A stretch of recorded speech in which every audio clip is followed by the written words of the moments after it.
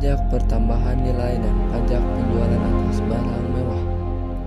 Undang-Undang Pajak Pertambahan Nilai Nomor 8 Tahun 1983 yang diubah dengan Undang-Undang Nomor 18 Tahun 2000. Pajak Pertambahan Nilai atau PPN. Barang kena pajak atau BKP adalah barang berwujud yang menurut sifat atau hukuman dapat berupa barang bergerak atau tidak bergerak. Untuk pengecualian barang kena pajak yaitu sebagai berikut. Jasa kena pajak atau JKP adalah setiap kegiatan pelayanan berdasarkan suatu perikatan atau perbuatan hukum yang menyebabkan suatu barang atau fasilitas atau kemudahan atau hak tersedia untuk dipakai. Berikut pengecualian JKP yaitu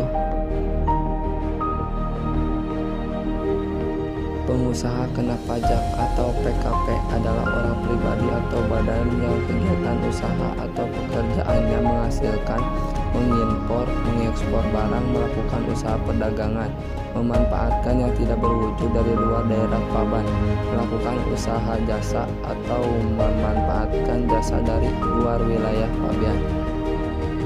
Subjek PPN diantaranya pengusaha yang melakukan penyerahan BKP atau JKP di dalam daerah Pabean. Objek PPN diantaranya penyerahan BKP di dalam daerah Pabean. Uang dilakukan oleh pengusaha kena pajak. Tarif PPN sebesar 10% atas dasar pengenaan pajak. Cara kerja sistem pajak pertambahan nilai dikenakan atas penyerahan, dipungut secara bertingkat pada jalur produksi dan distribusi. Mekanisme kredit pajak. Berikut contoh yang pertama.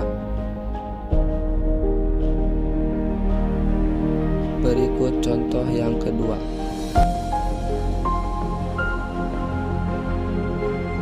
Berikut contoh yang ketiga. Pajak penjualan atas barang mewah. Sebagai pertimbangan, salah satunya perlu adanya keseimbangan pembebanan pajak antara konsumen berpenghasilan rendah dan tinggi. Tarif PPNBM. Tarif PPNBM yang berlaku saat ini 10%, 20%, 30%, 40%, 50%, dan 75%.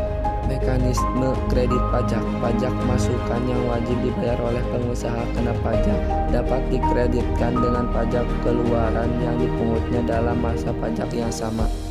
Berikut contoh yang pertama. Berikut contoh yang kedua.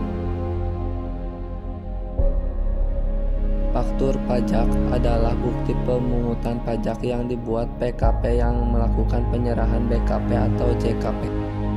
Pemungut PPN ialah bendaharawan pemerintah, badan atau instansi pemerintah yang ditunjuk Menke untuk memungut, menyetor, dan melaporkan pajak.